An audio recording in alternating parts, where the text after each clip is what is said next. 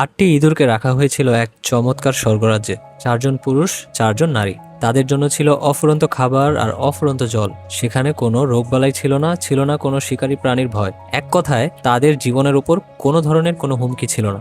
কিন্তু ঠিক 5 বছর পর তাদের প্রত্যেকেই মারা যায়। আর আশ্চর্যের বিষয় হলো, তাদের একটির মৃত্যুও এমন কোনো কারণে হয়নি যা একজন পশু চিকিৎসক শনাক্ত করতে পারতেন। এটি ছিল ইউনিভার্স 25, সমাজের ওপর চালানো ইতিহাসের অন্যতম এক ভয়াবহ এবং বিতর্কিত পরীক্ষা। 1968 সাল আমেরিকান বিজ্ঞানী জন ক্যালহুন ইঁদুরের জন্য এক স্বর্গরাজ্য তৈরি করেন। প্রতিটা কোণায় নরম বাসা তৈরির সরঞ্জাম, একদম নিখুঁত তাপমাত্রা, আর ইঁদুরের খাঁচাগুলো প্রতিদিন পরিষ্কার করা হতো। এই ইঁদুরগুলো ছিল ন্যাশনাল ইনস্টিটিউট অফ হেলথের সবচাইতে সুস্থ ও সবল প্রজাতি। ক্যালহুন ছিলেন একজন নৃবিজ্ঞানী। তার সারা জীবনের নেশা ছিল একটি বিশেষ প্রশ্নের উত্তর খোঁজা। যখন কোনো সমাজে বেঁচে থাকার জন্য কোনো লড়াই করতে হয় না, তখন সেই সমাজের পরিণতি আসলে কি হয়? 2 দশক ধরে গবেষণার পরে তিনি এই 25 নম্বর পরীক্ষাটি শুরু করেন। এর আগে তিনি ম্যারিল্যান্ডের বন জঙ্গল কিংবা ল্যাবরেটরিতে এমন 24টি পরীক্ষা চালিয়েছিলেন। প্রতিবারই তিনি একই চিত্র দেখতে পান।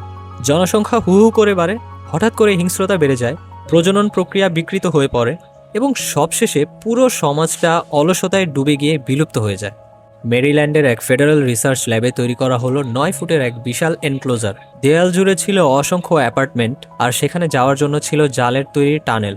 ক্যালহুন এগুলোর নাম দিয়েছিলেন ওয়াক আপ অ্যাপার্টমেন্ট। খাবার আর পানি এখানে কখনো ফুরতো না। ক্যালহুনের হিসেব মতে এখানে 3800 ইঁদুর অনায়াসেই থাকতে পারত। প্রথম 104 দিন তেমন কিছুই হলো না। ইঁদুরগুলো জায়গাটা চিনল, নিজেদের থাকার জায়গা ঠিক করলো। এরপর শুরু হলো বংশবৃদ্ধি। প্রতি 55 দিনে জনসংখ্যা দ্বিগুণ হতে লাগলো। 315তম দিনে সেখানে 600-র বেশি ইঁদুর গিজগিজ করছিল। সবাই একে অপরের উপর দিয়ে দৌড়াতো, স্তূপ হয়ে ঘুমাতো আর বাসার জন্য কাড়াকাড়ি করত। আর ঠিক এই মুহূর্ত থেকেই সবকিছু তছনছ হতে শুরু করলো। স্বাভাবিক পরিবেশে ইঁদুরের সংখ্যা বেড়ে গেলে বাড়তি ইঁদুরগুলো অন্য এলাকায় চলে যায়, কিন্তু ইউনিভার্স 25-এ যাওয়ার মতো কোনো জায়গা ছিল না। তরুণ পুরুষ ইঁদুরগুলো, যাদের হাতে কোনো কাজ ছিল না বা সমাজে কোনো ভূমিকা ছিল না, তারা অলসভাবে খাঁচার মাঝখানে জড়ো হতে শুরু করলো।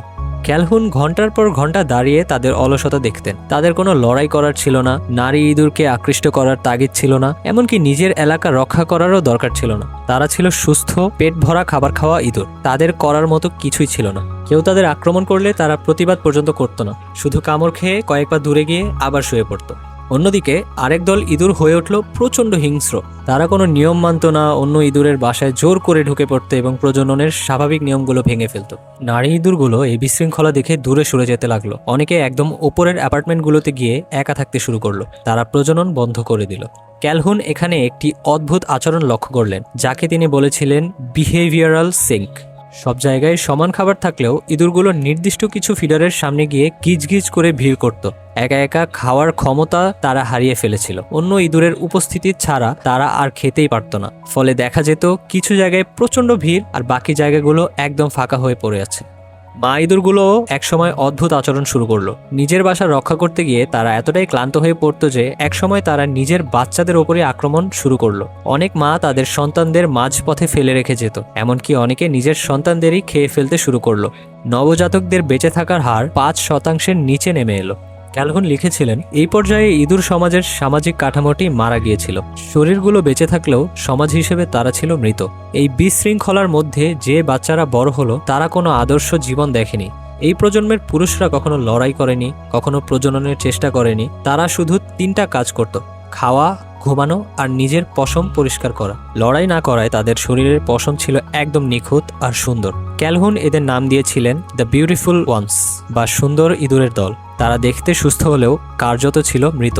তারা নিজেদের ছাড়া অন্য কোনো ইঁদুরের অস্তিত্বই যেন অনুভব করত না। 560তম দিনে জনসংখ্যা সর্বোচ্চ 2200-তে পৌঁছায়। এরপর আর বাড়েনি। 920তম দিনে শেষবারের মতো একটি ইঁদুর গর্ভধারণ করেছিল। এরপর আর কোনো নতুন জন্ম হয়নি। পুরনো ইঁদুরগুলো একে একে বার্ধক্যে মারা যেতে লাগলো, কিন্তু তাদের জায়গা নেওয়ার মতো কেউ ছিল না।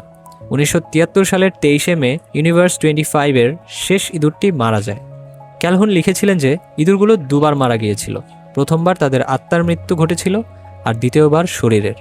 অনেকেই মনে করেন এই পরীক্ষার শিক্ষা হলো বেশি আরাম বা প্রাচুর্য মানুষকে ধ্বংস করে দেয়। কিন্তু ক্যালহুনের আসল কথাটি ছিল একটু ভিন্ন। তার মতে মূল সমস্যা আরাম ছিল না, বরং ছিল অর্থবহ ভূমিকার অভাব।